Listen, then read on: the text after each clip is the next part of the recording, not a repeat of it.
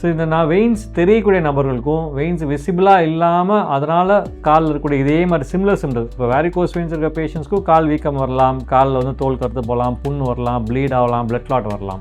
இதே மாதிரி வெயின்ஸ் விசிபிளாக இல்லாத நபர்களுக்கு காலில் இதே மாதிரி வீக்கம் வரலாம், கால் ஹெவியாக இருக்கலாம், ஃபெட்டிக் இருக்கலாம், புண்ணு வரலாம், ரிப்பீட்டட் இன்ஃபெக்ஷன் வரலாம், இதே மாதிரி தோல் கருத்து போய் அரிப்பு வரலாம். ஸோ சிமிலர் சிம்டம்ஸ் 2 பேருக்கும் இருக்கும். ஆனால் ஒருத்தருக்கு வெயின்ஸ் தெரியும், ஒருத்தருக்கு வெயின்ஸ் தெரியாமல் இருக்கும். ஸோ இந்த மாதிரி நபர்களுக்கு வந்துட்டு அந்த மாதிரி ரிப்பீட்டடாக காலில் நான் சொன்ன இந்த சிம்டம்ஸ் இருக்கிற மாதிரி இருந்தால் ஒரு ரத்த நாள அறுவை சிகிச்சையோ இல்லை வாஸ்குலர் சர்ஜனோ அணுகி இதில் வந்து என்ன மாதிரி எனக்கு வந்து வெயின் சிம்டம்ஸ் இருக்கா, வெயின் சிம்டம்ஸ் இல்லையான்னு நீங்கள் ரூல் அவுட் பண்ணிக்கலாம். ஏன்னா வந்து காமன் எனக்கு ஒன்றும் பிரச்சனை இல்லையே, விசிபிள் தான் வெயின்ஸ் இல்லையே அப்படின்னு சொல்லிட்டு என்னன்னா இதனால் பல பேர் வந்து ஏர்லி ஸ்டேஜில் வராமல் லேட் ஸ்டேஜில் தான் வராங்க. இந்த வெயின்ஸ் வெளில தெரியாத நபர்கள் காலில் அது மாதிரி பிரச்சனையோடு இருக்கும்போது சரியான முறையில் டயக்னோஸ் பண்ணாதான் லேட்டாக வராங்க. ஸோ அதனால் இப்போ நம்ம வந்து இந்த மாதிரி சிம்டம்ஸ் இருந்து நீங்கள் வைத்தியம் பண்ணி சரியாகலையா, கால் வீக்கம், ஹெவினஸ், ஃபெட்டிக், ஸ்கின் கலர் மாதிரி அரிப்பு ஏற்பட்டு புண் வருது, ரிப்பீட்டடாக இன்ஃபெக்ஷன் வருது, இது மாதிரி சிம்டம்ஸ் இருந்துச்சுன்னா இந்த ஹிடன் வெயின்ஸ் இருக்கக்கூடிய நபர்கள், இந்த தொந்தரவு இருக்கிற நபர்கள் ஒரு ரத்த நாள அறுவை சிகிச்சை நிபுணரோ வாஸ்குலர் சர்ஜனோ அணுகுனீங்கன்னா நாங்கள் கரெக்டாக வந்து இதுக்கான